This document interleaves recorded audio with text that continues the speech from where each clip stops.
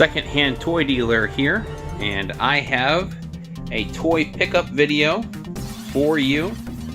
Been finding lots of cool stuff over the past month and a half, maybe even 2 months. It's been a while since I've posted a video. I have been busy with the house project. I had some family members helping me out. I tore off my roof and put on a new roof. So that was fun, a lot of hard work. Glad that it is done and over with. So checking out my toy haul, I found a 50th anniversary Rubik's Cube. I thought this looked really neat. It's got a metallic look to it. All of the sides are just a little shinier than you would normally find on a regular Rubik's Cube. And then it's got a gold top on it. I'm not sure if that's replacing the yellow or the white, but I do think that looks pretty cool. I have a Impossible Rubik's Cube, the lenticular one, and I thought that made for a great display, so I will set those together.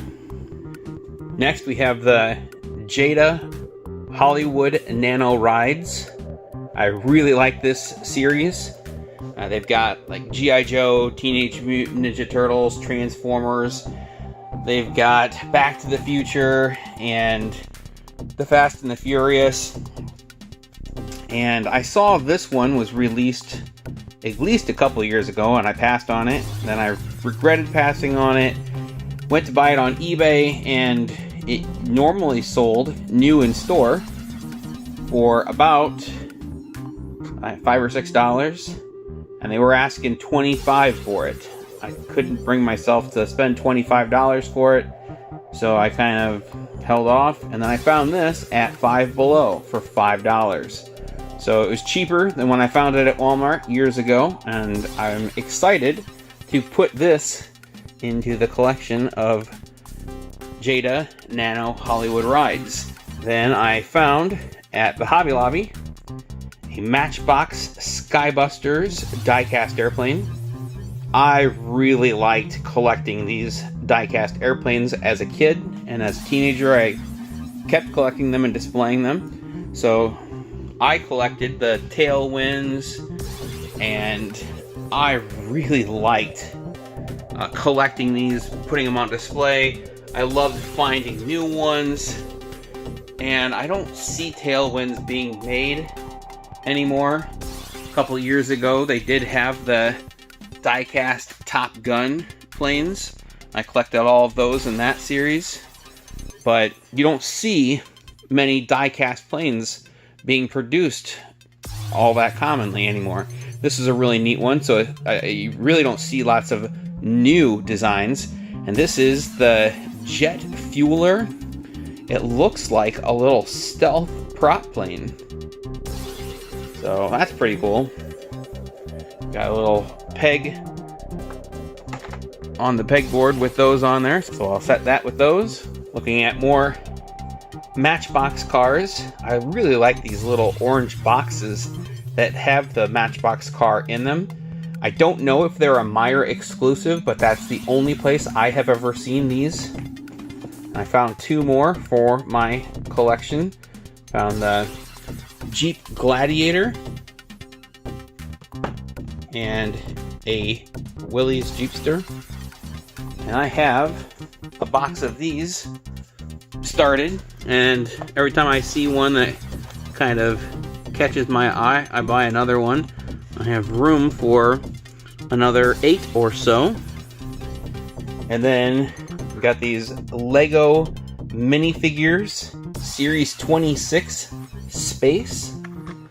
And I used to have Ice Planet, M-Tron, Blacktron. I had some space guys like this.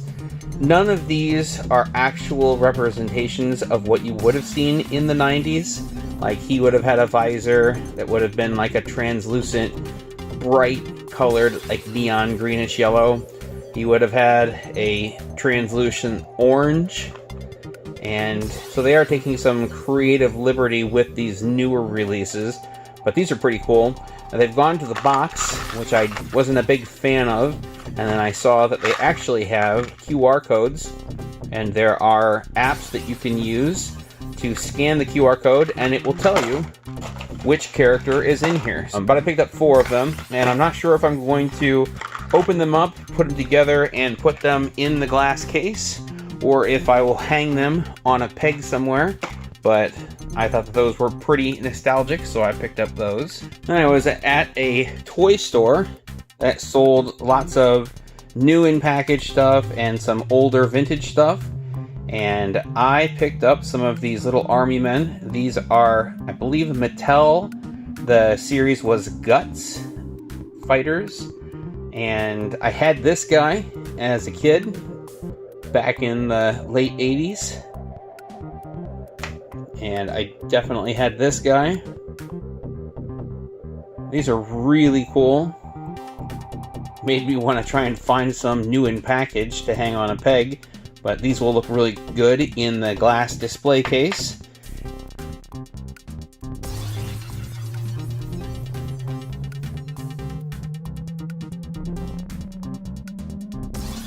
And then I found some old muscle men. I know I had this guy as a kid. I also had this guy. There was one that had a head that looked like a bike lock. I had him as a kid, and I've been kind of hunting for him. Haven't been able to find him yet.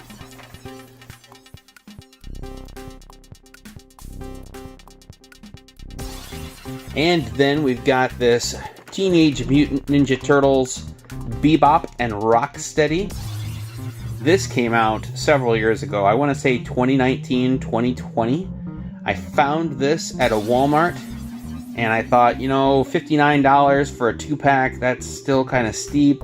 That's a really cool set of action figures. I love box sets with big windows, no extra body parts.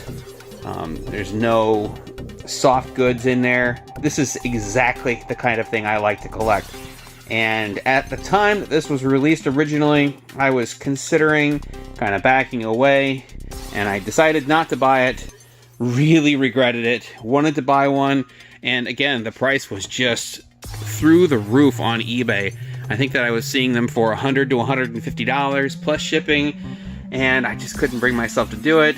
And then Target had a haul-a-thon or a collect-a-thon or something like that, and they reissued these.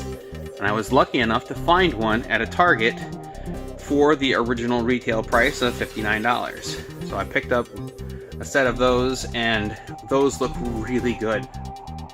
And then we have a Transformers Kingdom War for Cybertron trilogy.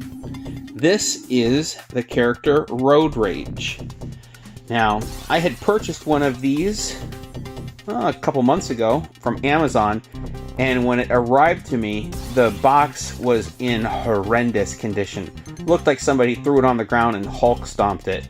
And this one here has a couple blemishes. You got a kind of a dog ear there and a little tear on the corner. But for my purpose, it will display very nicely. It is the variant of Trax. I had Trax as a kid. I picked this one up at Walmart on clearance. I think I got it for $15. And this one was a Target exclusive. So they're both a Corvette. One's blue and one's red. And I'll go ahead and display the two of them together. I've been hunting for this guy for a little over a year. So it was exciting to find a better packaged example of it. I sold the one that was all beat up that I had gotten from Amazon at the last toy show for what I paid for it. So that was nice to get out of that purchase and find a better example to put on display on my pegboard. And then we've got the Star Wars Micro Galaxy Squadron Launch Edition Series 1 Luke Skywalker's X-Wing. This one's a couple years old. I'm surprised I found it at Walmart. And I had actually saw this on several occasions.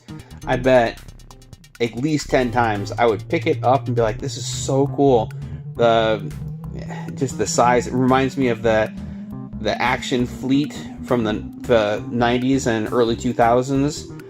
Everything's done very well. You can see that it has landing gear that tucks away very nicely. You've got the wings that spread out into the attack position. You've got R2 that goes into the starfighter.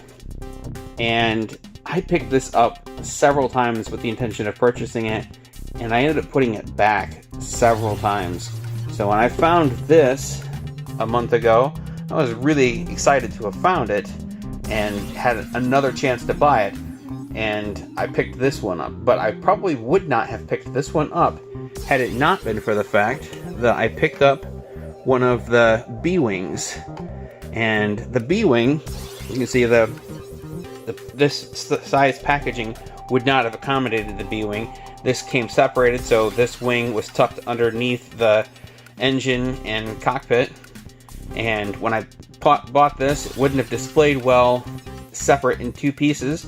I really like the B-Wing from Star Wars, so I opened this one, which is clearly not what I do. I am a new in-package collector, but when I opened this and put it together, I really kind of found out that I like a lot the detail of these Micro Galaxy Squadron ships.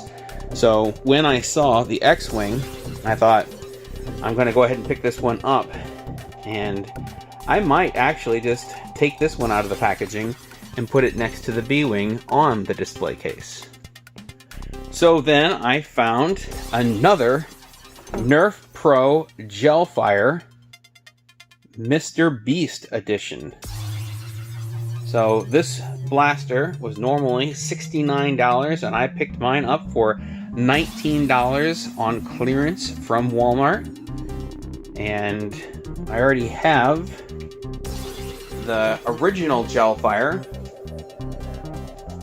but I thought this would look cool in the collection, so I'm gonna go ahead and set this one in the back. I don't really know who Mr. Beast is, so that really doesn't mean a whole lot to me. It is a variant of this gun, so I think that that's kind of fun to display with the original. I got the original for $16 on clearance from $69, so that's pretty cool. So I got this little play gun on Amazon. It looks really real. It's got an action to it where you pull the trigger and there's a blowback action. And there's actually a magazine here. I kind of modified this magazine because there is a last shot hold open with this, and so I modified this magazine so that you could pull the trigger without the magazine holding the last shot hold open. But it came with these little plastic casings, bullet casings. It came with these little rubber orange bullets. So you load up a magazine and some shell casings and some little orange bullets. Ooh, goodness, that was well executed on camera. Let's see if I can load this thing with one hand.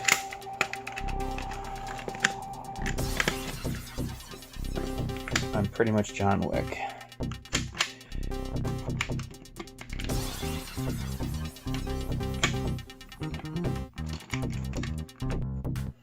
Alright, let's try this again. So you would put the magazine with the bullets in.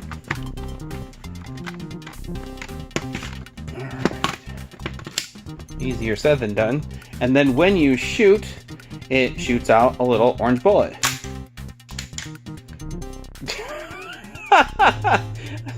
It's so realistic too, because it jams just like a real gun would. Oh my gosh. Alright, so let's try this again. Okay. Yeah, that would have been a lawsuit. Okay, let's try it again. Let's see if it works. Alright, so you can see that the casing shoots out. Goodness, are the bullets just falling right out the end? Okay, that one shot.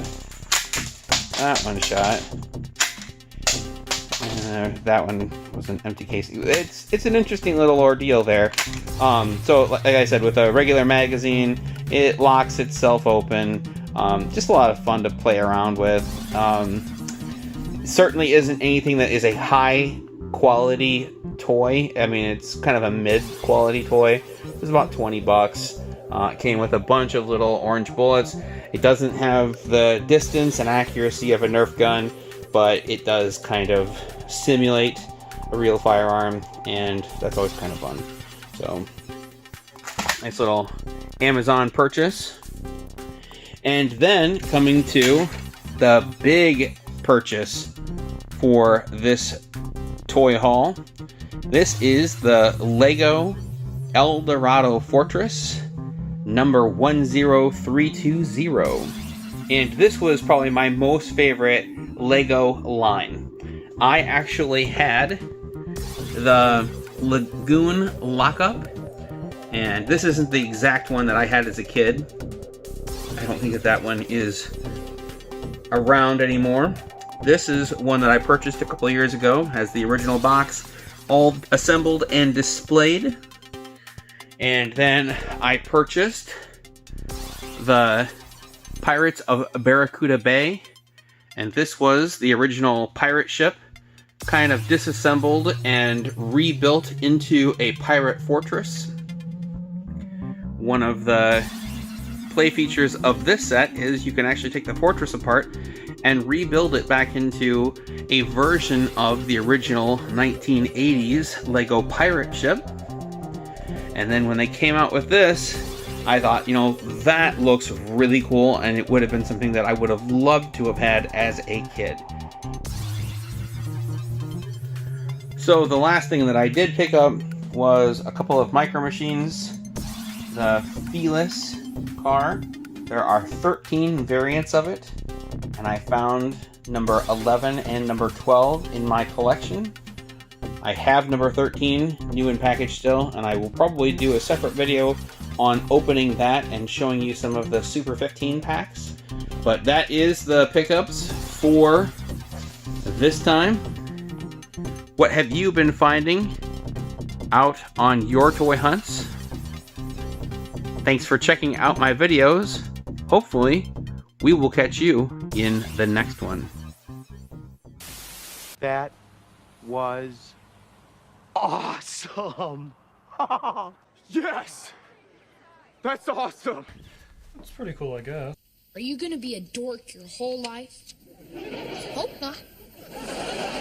I'm really, really sorry. I apologize unreservedly. I offer a complete and utter retraction.